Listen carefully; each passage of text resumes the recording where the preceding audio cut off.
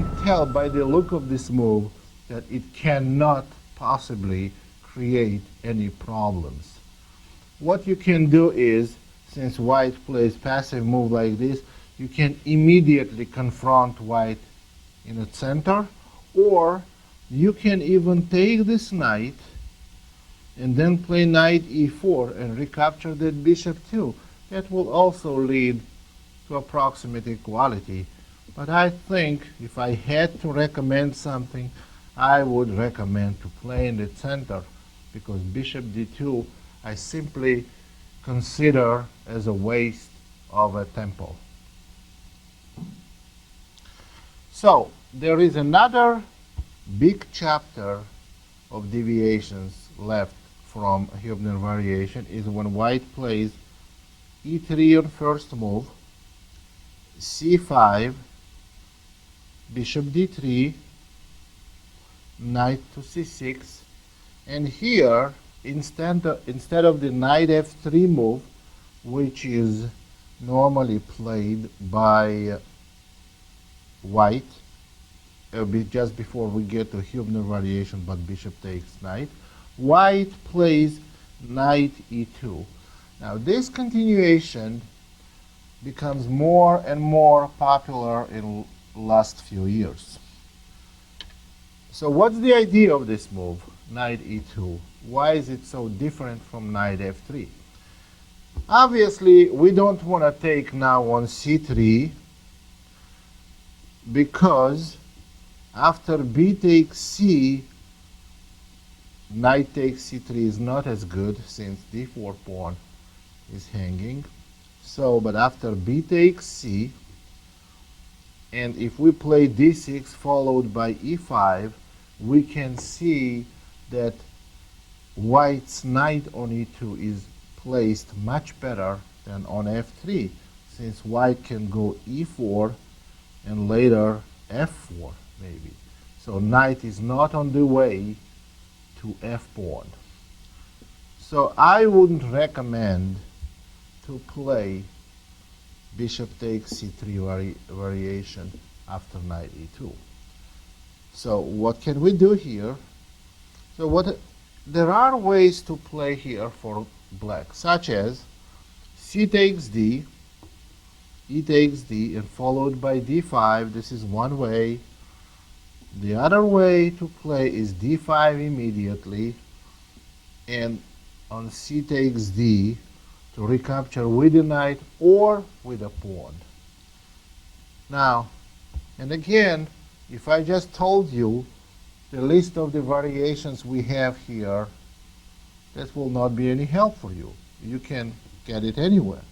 So I'm telling you, if you already have adopted one specific way to play against it, against this variation, sure you have to do it. Otherwise, what I would recommend, if you want to rely on me, is just take c takes d, white plays e takes d, and play d5. Now best move for white is c takes d, although the castle was played also. If white castles, you simply take on c4 and you get to approximately the same positions.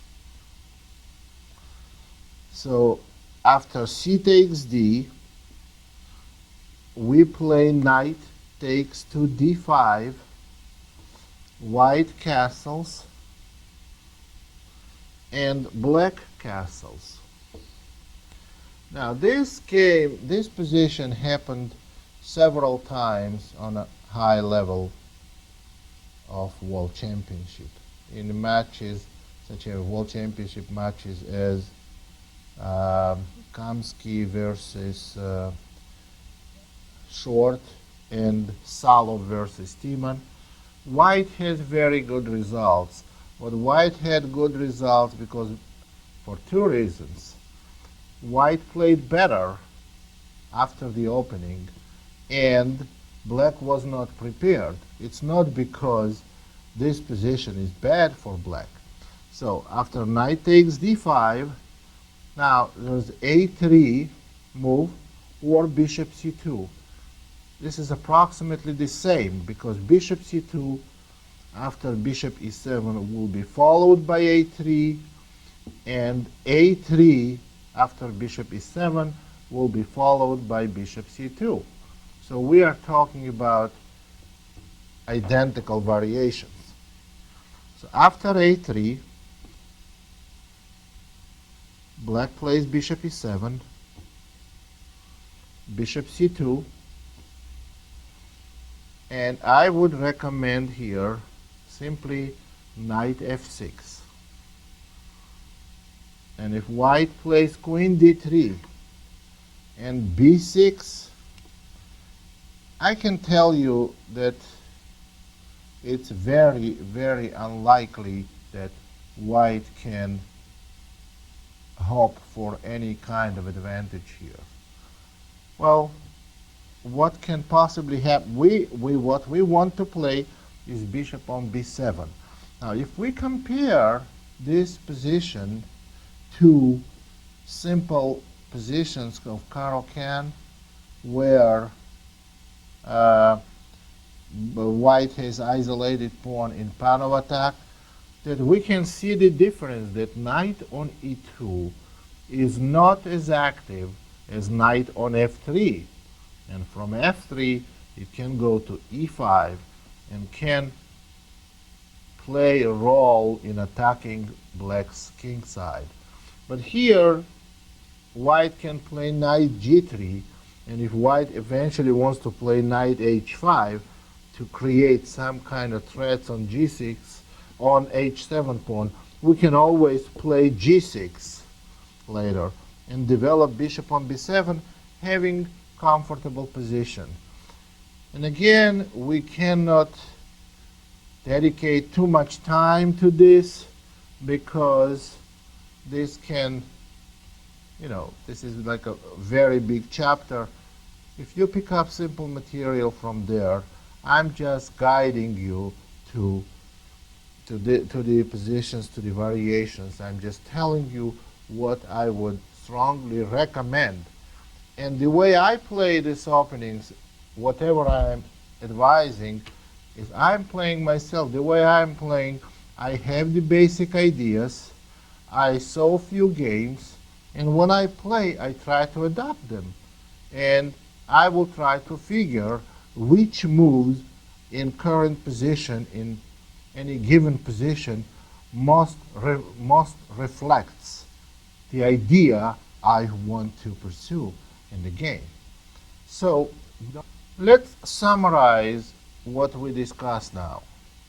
So once we get Nimzo-Indian, you have to know that if white does not try early stage activity, and if they play with e3, bishop d3, and so on, main idea for black that we want to do, we want to play for a pawn structure. We want to place our pawns on dark squares in the center pawns. I'm talking about e5, d6, c5. In several different variations, we're trying to adapt the same strategy. And then bishop on b4 has to be given away for doubled pawns. And what does doubled pawns do for white? c3 and d4 pawns, they make white's dark square bishop passive, immobile. So this is one idea that you always keep in the back of your mind when you play Nimzo-Indian. Then you have this idea of dynamic movement of your pieces that is very important to keep in mind. For instance, in variation with knight e2 on fifth move, you see how we developed our pieces from b6 and bishop a6. So our pieces quickly come in the game because position is not closed. When position is closed and we have 8 pawns on the board with pawn structure e5, d6, and c5, then we are more concerned with the pawn structure, because position cannot be opened. Now, all those things you must always remember and know those things.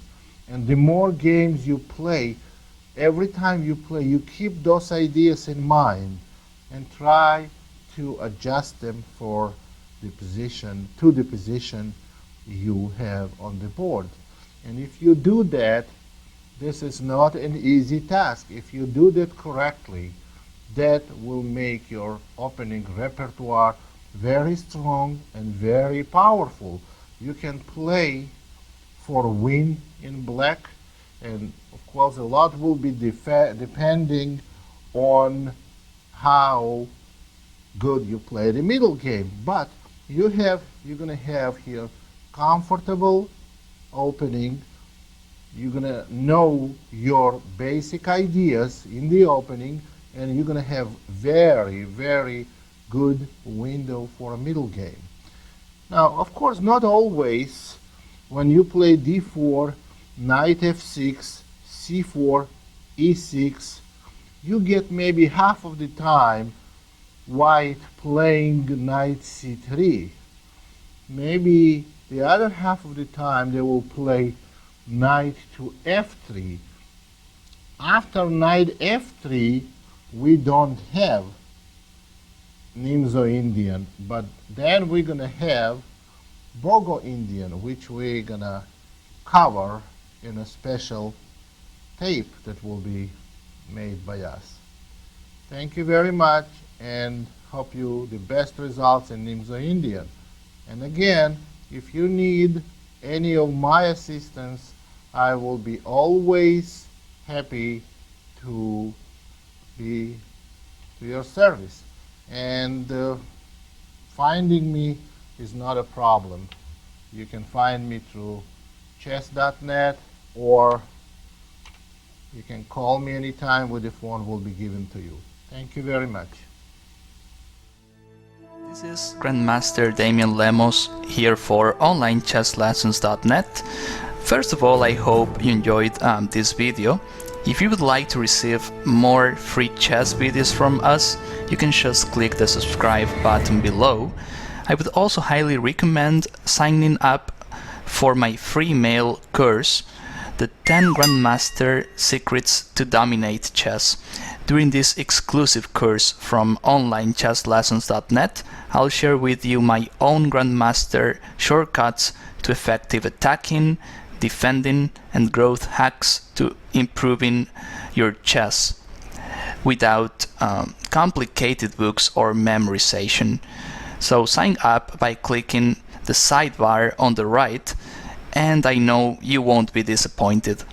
Once more, this is Damian for onlinechesslessons.net, and I'll see you in my videos. Thank you.